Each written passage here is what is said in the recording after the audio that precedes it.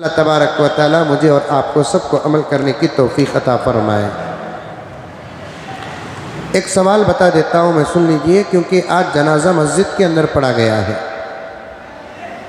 مسجد میں جنازے کی نماز پڑھنے کا حکم کیا ہے؟ عام طور پر لوگ اختلاف کرتے ہیں۔ اصل میں جنازے کی نماز مسجد میں پڑھنا جائز نہیں ہے۔ فقہائے کرام فرماتے ہیں بلا کسی عذر کے مسجد میں جنازے کی نماز ادا کرنا مکروہ ہے۔ رسول اللہ صلی اللہ علیہ وسلم اور صحابہ کرام کا یہی معمول تھا، نماز جنازہ مسجد سے باہر کھلی جگہ میں ادا کرتے تھے۔ البتہ کوئی عذر ہو، شدید بارش یا اس کے علاوہ کوئی جگہ نہیں نماز پڑھنے کے لیے، جیسے راستہ ہے، راستے میں تو اتنی نماز جنازہ نہیں پڑھ سکتے، تو اس صورت میں مسجد کے اندر جنازے کی نماز پڑھنا جائز ہے۔ سمجھ میں آئی باتیں؟ کچھ لوگوں کو مسئلہ معلوم ہوتا ہے مسجد میں جنازے کی نماز نہیں پڑھنا۔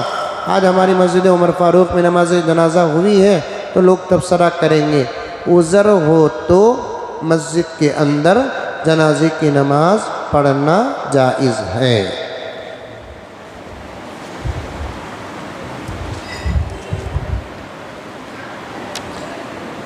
کل ایک سوال چھوڑا تھا، وراثت صرف باپ کے مال میں ہوتی ہے یا ماں کے انتقال کے بعد ماں کے مال میں بھی ہوتی ہے؟ وراثت باپ کے نام پر پراپرٹی ہے تو بچوں میں وہ پراپرٹی باپ کی بھی تقسیم ہوگی۔ اگر ماں کے نام میں پراپرٹی ہے تو بچوں کے نام پر وہ پراپرٹی تقسیم ہوگی۔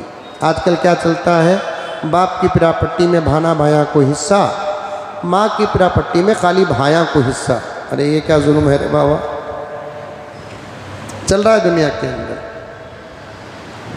پراپرٹی تقسیم کرنے میں بڑی احتیاط رکھو، ورنہ زندگی بھر پریشان رہیں گے۔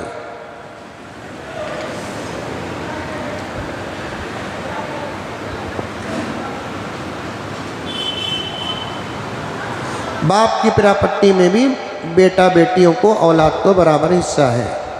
ماں کا زیور، ماں مر گئی، ماں کا زیور تھا تو ماں کے زیور میں بھی بھانا بھائیاں کو، بچوں کو، یعنی بیٹا بیٹی کو حصہ ہے۔ بعض گھروں کے اندر کیا چلتا ہے کہ کوئی مالدار عورت انتقال ہو جاتی ہے، اس کا زیور ہے تو وہ زیور بہنیں تقسیم کر لیتے، بھابھیوں کو نہیں دیتے۔ بھابھی کون؟ ہمارے اماں کا زیور لینے والی۔ اصل میں یہ زیور میں بھابھی کا تو حصہ نہیں ہے، بھائی کا حصہ ہے۔ بھائی لے کر کیسا پہنتا، انہیں لے لینے کے بعد اپنی ملکیت میں بھاوت کو دے دیتا ہے۔ بیٹا بیٹی کو برابر تقسیم ہوتا ہے ماں کا زیور، یہاں تک کہ ماں کے کپڑے بھی تقسیم کرنا چاہیے، ماں کے پیسے بھی تقسیم کرنا چاہیے، پراپرٹی بھی تقسیم کرنا چاہیے، زیورات بھی تقسیم کرنا چاہیے۔ اچھی بات ہے۔ اور ایک مسئلہ سنو کہ ماں کی پراپرٹی ہو کہ باپ کی پراپرٹی، مرنے کے بعد جس کی پراپرٹی ہے اس کے مرنے کے بعد اس کی اولاد میں بیٹوں کو ڈبل، بیٹیوں کو سنگل۔ اگر باپ زندہ ہے، باپ کی پراپرٹی ہے، اگر وہ اپنے بچوں کو پراپرٹی کم زیادہ کر کے تقسیم کرتا ہے، حدیث میں آتا ہے کہ ایسا باپ کل قیامت میں آدھا جسم لقوے کی حالت میں اٹھایا جائے گا۔ ماں باپ اگر زندہ ہیں، اپنی اولاد کو پراپرٹی تقسیم زندگی ہی میں کرنا چاہتے ہیں تو اس صورت میں بیٹے کو جتنا دیں گے بیٹیوں کو بھی اتنا ہی دیں گے۔ اب بیٹوں کو جتنا دیں گے بیٹیوں کو اتنا دینے کی جب بات آتی ہے تو بیٹے اٹھ کر بولتے، وہ کیسا با، آپا کی شادی میں تو میں 10 لاکھ روپے خرچ کریں نا۔ تو شادی کا خرچ پراپرٹی کی تقسیم میں جمع نہیں ہوگا۔ بچوں کی شادیاں کرنا ماں باپ کی ذمہ داری ہے۔ سمجھ میں آئی بات؟ اب اگر کسی صاحب کی بیٹی ڈاکٹری پڑھی یا کوئی اور کورس کی جس پر لاکھوں روپے خرچ ہوئے، تو اب پراپٹی تقسیم کرنے کا جب وقت آتا ہے تو بیٹے بولتے ہیں ان کو تو پڑھا دینا، ان کا حصہ ان کو پڑھانے میں چلے گا۔ یہ بھی ظلم عظیم ہے۔ ماں باپ ہیں، بچے ہیں، تو زندگی میں ان کی ضرورتوں کے مطابق لوگوں پر خرچ کریں گے۔ سمجھ میں آئی بات ہے؟ زندگی میں ماں باپ اپنے بچوں پر جو خرچ کرتے ہیں وہ خرچ کو تقسیم میں جمع نہیں کریں گے۔ سمجھ میں آ رہی ہے بات؟ اور ماں باپ بھی اپنی اولاد کو جب پیسے یا پراپرٹی تقسیم کرتے ہیں تو ہرگز کمی پیشی کا لحاظ نہیں کرنا، ورنہ خبر میں کوئی بچانے نہیں آئے گا، اللہ کا عذاب ہوگا، چیخوں پہ چیخ لگائیں گے، اولاد عیش کرتی رہے گی۔ پراپٹیوں کی تقسیم میں امت مسلمہ کا ایک بہت بڑا حصہ دھوکہ کھا رہا ہے، گناہ میں مبتلا ہے۔ سمجھ میں آئی باتیں؟ اسی لیے اس سوال کا جواب میں کل نہیں دیا، اور بھی تفصیلیں ہیں۔ اور ایک بات بھی بتا دیتا ہوں، باپ کے سامنے جن بچہ یا بچی کا انتقال ہو جاتا ہے پراپرٹی میں حصہ نہیں۔ یہ تو شریعت میں ہے، 4 بیٹا داہیں، ایک بیٹے کا انتقال ہو گیا تو شریعت کا حکم ہے کہ انتقال ہونے والے بچے کو پراپرٹی میں حصہ نہیں۔ اگر وہ شادی شدہ ہے اس کی بیوی بچوں کا کیا ہوگا لوگ پوچھتے ہیں۔ شریعت میں ہے کہ حضرت؟ ہاں بھائی شریعت میں نہیں، 4 بچے ہی، ایک بچہ سب کے شادیاں ہوں گے، ایک بچے کی بھی شادی ہوگی، یہ بچے کی بیوی بھی ہے، اس کے 2-3 بچے بھی ہیں، اب یہ بچے کا انتقال ہو گیا۔ شریعت کا حکم ہے کہ باپ اپنی پراپرٹی یہ 3 بچوں پہ تقسیم کرے گا، اس بچے کو باپ کی پراپرٹی میں سے 1 پیسہ بھی نہیں جائے گا۔ بظاہر ہمارے ذہنوں میں کیا بات آتی ہے؟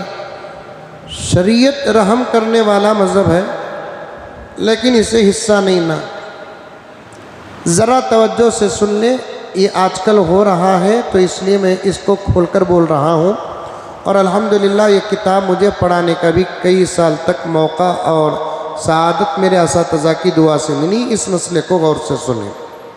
باپ زندہ رہ کر اس بچے کا انتقال ہو گیا، اس کی بیوی بچے رہے تو حصہ نہیں۔ کب باپ کا بھی انتقال ہو گیا تو جس بچے کا انتقال ہو جاتا ہے باپ زندہ ہے تو باپ کو چاہیے کہ وہ سب سے پہلے اپنی مرضی سے اس بچے کی بیوی یا اس کے بچوں کا حصہ پہلے کاٹ دے۔ اس کی تو اجازت شریعت دے رہی ہے نا۔ اور حصہ نہیں ہے بولے تو باپ کو چاہیے کہ اگر اس کے سامنے کسی بیٹا یا بیٹی کا انتقال ہو گیا، اسے بچے ہیں، تو ہر مرنے والے آدمی کو صاحب مال کو وصیت کرنے کی اجازت ہے، اور وصیت ثلث مال میں ہوتا ہے، 1/3 مال میں۔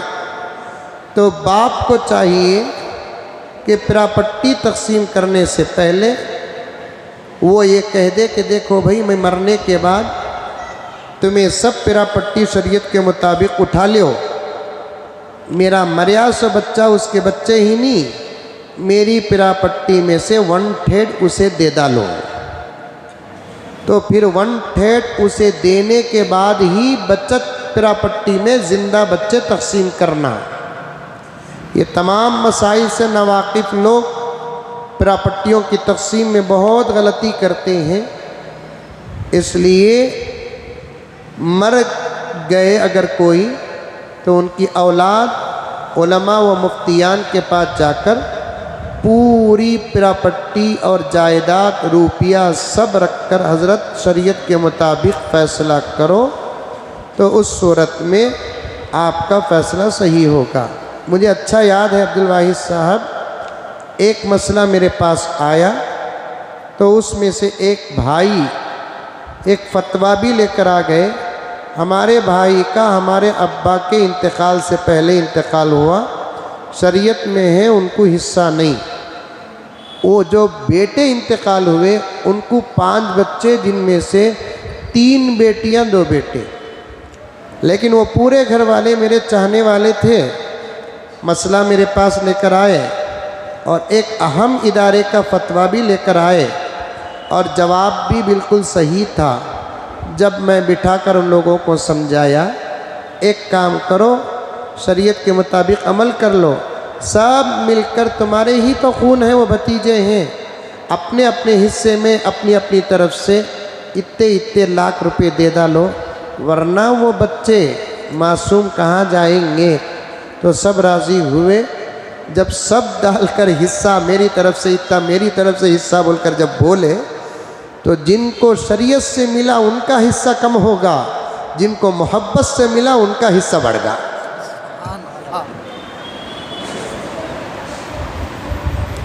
سمجھ میں آئی بات ہے؟ تو سب دعا مجھے کیے اور میں بھی ان کو دعا کیا، اور وہ جو بیوہ تھی نا انہیں بہت ڈھیر ساری دعائیں کی مجھے۔ حضرت اگر فیصلہ آپ جیسے علماء کے پاس نہ آتا تو پھر میں روٹ کی ہو جاتی حضرت۔ میں تقریباً 1 گھنٹہ 1.5 گھنٹہ سمجھایا، بتایا، تو سب خوش ہو گئے۔ اللہ کا فضل، علماء کے پاس لے کر جاؤ مسائل حل ہوں گے انشاءاللہ تعالی۔ میں ایک مسجد میں امامت کرتا ہوں، ایک صاحب سوال کرتے ہیں مجھے کوئی ہدیے میں پیسے دے دے تو کیا کرنا؟ ان کا پیسہ جائز ہے تو کیا حکم، ناجائز ہے تو کیا حکم؟ جائز ہے تو پھر میرے اکاؤنٹ میں بھیجو، جائز ہے تو استعمال کر سکتے ہیں، ناجائز ہے آپ کو معلوم ہے کہ کوئی سود خار پیسہ آپ کو تحفتاً دے رہا ہے تو امام صاحب کو چاہیے کہ وہ پیسہ ہمت ہے تو واپس کر دے اور کہہ دے کہ بھائی تمہیں سود میں کماتے تمہارا پیسہ مجھے اچھا نہیں لگتا۔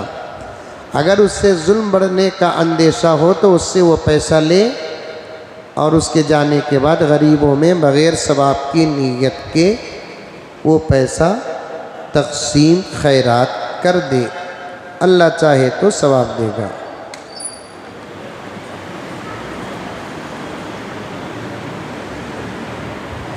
میرے پاس ایک کار اور ایک 2 ویلر ہے اور 20,000 روپے کیش ہے، کیا اس پر زکوٰۃ ہے؟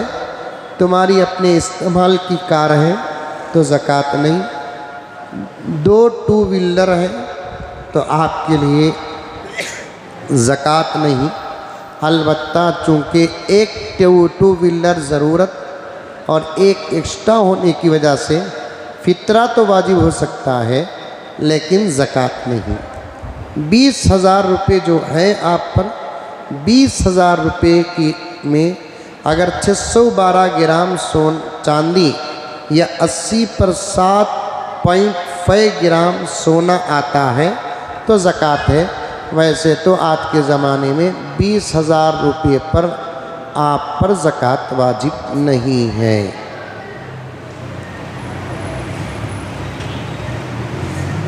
عورتیں T V channel, T V serial اور پاکستانی ڈرامہ دیکھ سکتے ہیں۔ بھئی ہم مسلمان ہیں، پاکستانی ڈرامہ کیا ہندوستانی ڈرامہ بھی نہیں دیکھ سکتے ہیں۔ ڈرامہ اگر مکے مدینے میں یا عرب میں بھی ہوتا ہے تو وہاں کا ڈرامہ بھی نہیں دیکھ سکتے ہیں۔ عورتیں برباد ہوئی سیریلیں دیکھ کر، گھر برباد ہوا سیریلیں دیکھ کر۔ سمجھ میں آئی باتیں؟ کتنے گھروں میں محبتیں تھیں، سیریلوں سے ماحول بگڑ گیا۔ اللہ حفاظت فرمائے۔ لک الحمد لک شکریہ اللہ، اللہم صلی علی سیدنا نبینا مولانا محمد وبارک وسلم۔ ربنا آتنا فی الدنیا حسنہ وفی الآخرۃ حسنۃ وقنا عذاب النار۔ اللہم انک عفو کریم تحب العفو فاعف عنا یا کریم۔ سبحان ربک رب العزت عما یصفون والسلام علی المرسلین والحمد للہ رب العالمین۔